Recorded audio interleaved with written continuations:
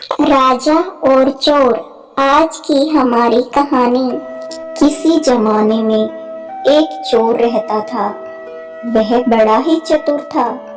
लोगों का कहना था कि वह लोगों की आंखों से काजल भी चुरा लेता था। एक दिन चोर ने सोचा कि जब तक वह राजधानी नहीं जाएगा और अपना कर्तव्य नहीं दिखाएगा, तब तक चोरों के बीच उसकी धाक नहीं जमेगी। यह सोचकर वह राजधानी की ओर रवाना हुआ। वहां उसने नगर का चक्कर लगाया कि कहाँ क्या किया जा सकता है।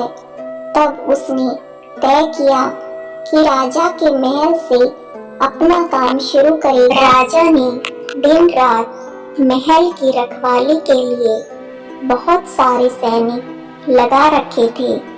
एक परिंदा भी महल में पर नहीं मार सकता था। महल में एक बहुत बड़ी घड़ी लगी हुई है जो दिन रात समय बताने के लिए बजती रहती थी। चोर ने लोहे की कुछ कीलें इकट्ठी की। जब रात को घड़ी में 12 बजे तो घड़ी की आवाज के साथ वह एक एक कील दीवार में ठोकता गया। इस तरह उसने बिना शोर के 12 कीलें दीवार में गाड़ दी। फिर उनका सहारा लेकर महल के अंदर प्रवेश कर गया। फिर वह खजाने में गया और हीरे चुरा लिए। अगले दिन जब चोरी का पता चला तब राजा को खबर दी गई। राजा बड़ा हैरान और नाराज हुआ। उसने मंत्रियों को आदेश दिया कि शहर के कोने कोने में सिपाहियों की संख्या दोगुनी कर दो। यदि रात को कोई घूमता हुआ पाया जाए तो उसे चोर समझकर पकड़ लिया जाए। जिस समय यह ऐलान हो रहा था, सैनिक दूसरे वेश में वही मौजूद था। उसने सारी बात सुन ली। उसे सारी योजना की एक एक बात पता चल गई। उसने यह मालूम हो गया कि कौन कौन से सिपाही गश्त पर मौजूद रहेंगे।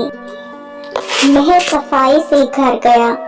उसने एक साधु का रूप धारण कर लिया। वह उन सभी की बीवियों से जाकर मिला।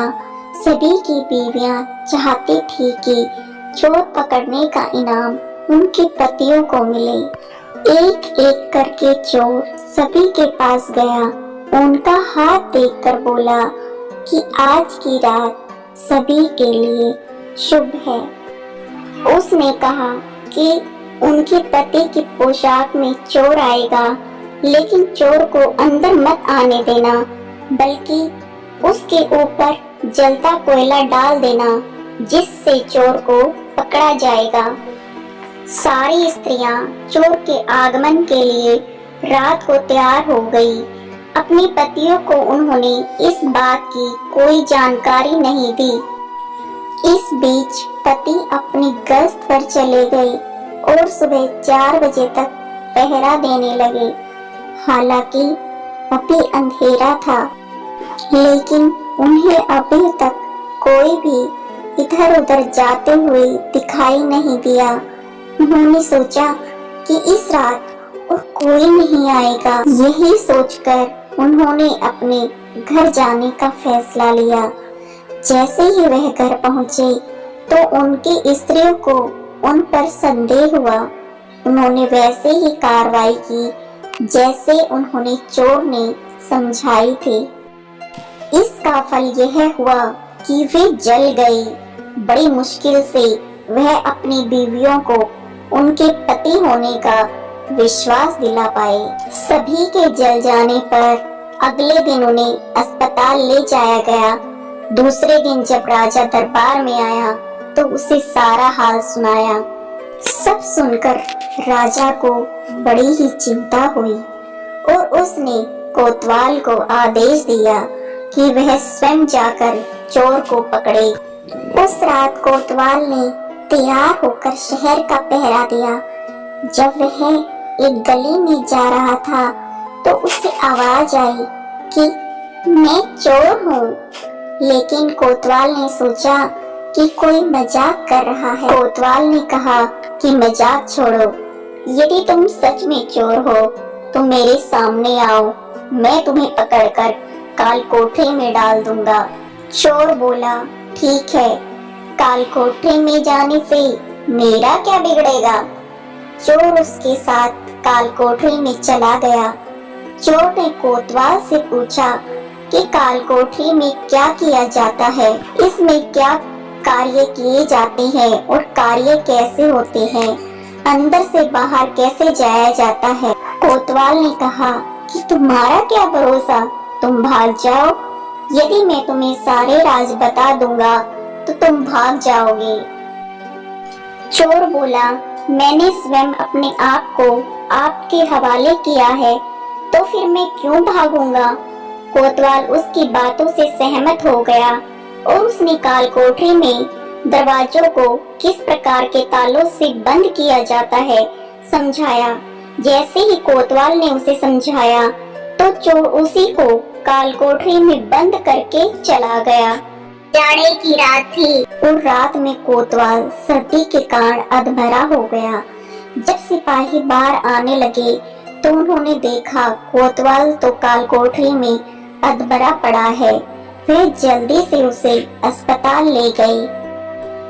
अगले दिन जब दरबार लगा तो राजा को सारा किस्सा सुनाया। तब राजा ने स्वयं ही चोर की निगरानी करने का फैसला लिया। चोर वेश बदलकर उस समय भी दरबार में मौजूद था और उसने राजा की पूरी योजना को सुन लिया था। रात को उसने एक साधु का भेष बनाया। वह एक पेड़ के नीचे धूनी लगाकर बैठ गया। राजा ने पहरा देना शुरू किया और वह 2 बार साधु के सामने से गुजरा। तीसरी बार जब वह वहां से गुजरा तो उसने साधु से पूछा कि क्या कोई अजनबी वहां से गुजरा है। साधु ने जवाब दिया, वह तो ध्यानमग्न था, यदि कोई गुजरा भी होगा तो उसे पता नहीं। यदि आप चाहें तो मेरे पास बैठ सकते हैं और यहाँ से कोई आता है जाता है उसे देख सकते हैं। राजा के दिमाग में एक तरकीब आई। उसने सोचा कि साधु राजा के कपड़े पहनकर नगर का चक्कर लगाए और वह साधु की पोशाक पहनकर चोर की निगरानी करे। राजा की बात सुनकर चोर ने आनाकानी की, लेकिन जब राजा ने जोर दिया तो वह मान गया और उन दोनों ने एक दूसरे की पोशाकें बदल ली। चोर तत्काल घोड़े पर सवार होकर महल में पहुंच गया और राजा के कमरे में जाकर आराम करने लगा। बेचारा राजा साधु बना हुआ चोर को पकड़ने का इंतजार करने लगा। सवेरे 4 बजने को आए, लेकिन राजा ने देखा कि ना ही तो साधु वापस लौटा और ना ही यहाँ से कोई आदमी इधर से उधर आया और गया है। तब उसने महल में वापस जाने का निश्चय किया। लेकिन जब वह महल के फाटक पर पहुंचा तो पहरेदार ने दरवाजा नहीं खोला। उसने सोचा कि राजा तो महल में पहले ही प्रवेश कर चुके हैं। पहरेदार ने सोचा कि वह साधु के वेश में जरूर चोर ही होगा। उसने शोर मचाना शुरू कर दिया। पहरेदारों ने उसे काल कोठरी में डाल दिया। राजा शोर मचाता रहा कि वह राजा है, लेकिन उसकी बात पर किसी को भी यकीन नहीं आया। दिन का उजाला होने पर कालकोठरी के पहरेदार ने राजा का चेहरा पहचान लिया। वह मारे डर के थर थर कांपने लगा। राजा ने सिपाहियों को बुलाया और महल में गया। उधर चोर राजा की पोशाक में और राजा के घोड़े को लेकर पहले ही रफू चक्कर हो चुका था। अगले दिन जब राजा दरबार में पहुंचा तो बहुत हताश था। उसने राज्य में ऐलान करवाया कि यदि चोर स्वयं ही दरबार में आकर आत्म समर्पण कर देगा तो वह उसे माफ कर देगा। राजा उसे कोई सजा नहीं देगा, बल्कि उसकी चतुराई के लिए उसे कोई इनाम दिया जाएगा। आज चोर दरबार में पहले से मौजूद था। राजा की यह बात सुनकर वह सामने आ गया और बोला कि राजन, मैं ही अपराधी हूँ। इसके सबूत में उसने महल से जो भी चुराया था वह दरबार में सबके सामने रख दिया। राजा ने चोर की चतुराई की तारीफ की और उसे कई गांव इनाम में दिए।